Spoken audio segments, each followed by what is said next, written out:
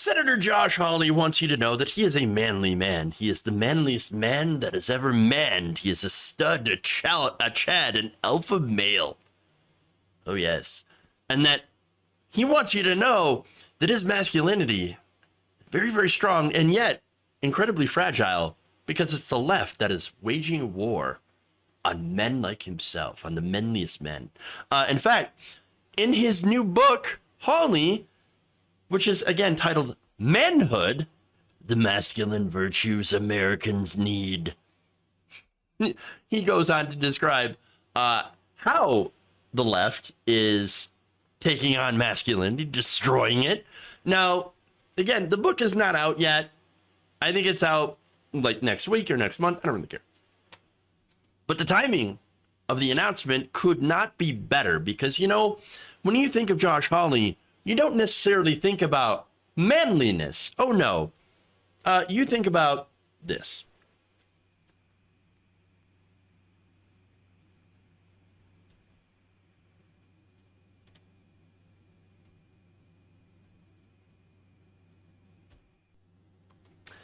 That is manly man Josh Hawley shitting his pants after insurrectionists broke into the Capitol on January 6th.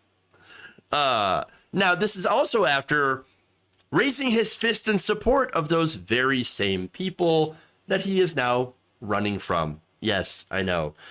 Okay, look, Josh Hawley, not masculine.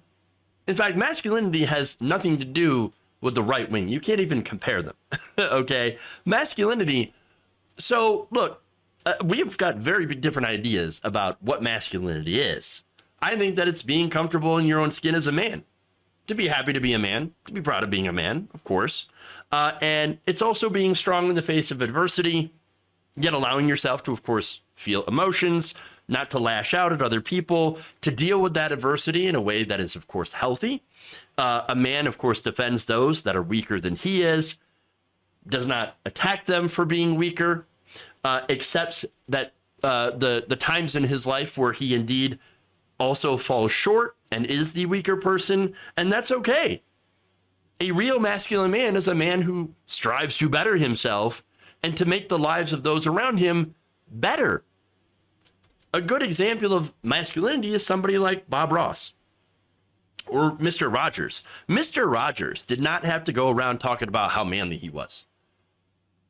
You know? No, look, he was an artist. They were manly men are artists, teachers, or even just good neighbors and hardworking people. They fought for good things, and they did not back down. Mr. Rogers, for example, fought for equality. He fought for civil rights. He fought for disability rights. He fought for mental health, taught people how to deal with grief and anger in a healthy way, and also was staunchly anti-war. Because really, you know, the people that make war for ridiculous reasons, I think it's a Robin Williams quote in the movie Toys, that war is the domain of the small penis.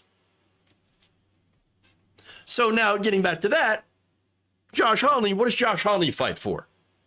Anything good? No, he fights for nothing. He fights for himself. The guy just sits there and fearmongers about LGBTQ people, big tech, big government, and can't define either of those things. He thinks that feminism is what's driving men to seek video games and pornography. And that's why they're not working, by the way. He also wants men to feel like they're victimized, not by economic forces, which is certainly true, but no, he wants men to feel victimized because women are able to control their own bodies and to make their own money and to make their own decisions. And also, he wants men to feel victimized by trans people literally just existing. I mean, it's ridiculous. Hey, having a trans person exist, whether it be a transgender man or transgender woman, you're not a victim of that. That has no negative impacts on your life. You know, in reality, and again, when a lot of these people like Hawley, these fake populists will come in and say, and point out very real issues that are facing men. And there are increased suicide rates. There is an increase in unemployment among those groups. There's depression. There's anxiety. There are very real issues facing men today. But what he points the finger at isn't actually really the cause of it. It's not feminism that's ruining men. It's not lack of masculinity. In reality, a lot of it's capitalism. And let's be honest about that. Okay? Yeah. Look, men, women, we're all victims of capitalism at this point because there are people at the top who have rigged the system to benefit only them against everyone else. And by the way, the same people that own Josh Hawley are the ones that are benefiting from this, and they use people like him to push the bullshit manufactured culture wars.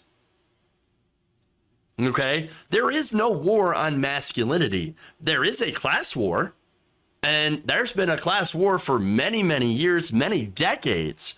And really what it's going to take is all of us, men, women, gay people, straight people, trans, cisgender people, black, white, brown, the 99%, the vast majority of us, to actually take on the system and get it back to where the government actually serves the people and not the elites at the very top.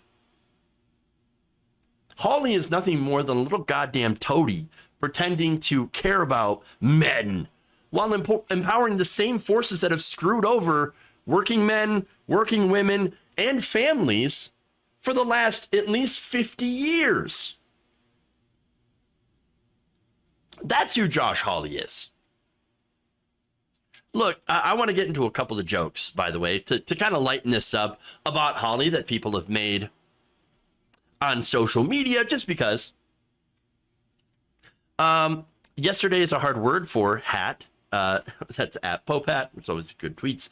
Says, imagine, if you will, the level of misplaced self-confidence it takes for Josh Hawley to think that calling his book Manhood will go well for him. Obviously, it does not.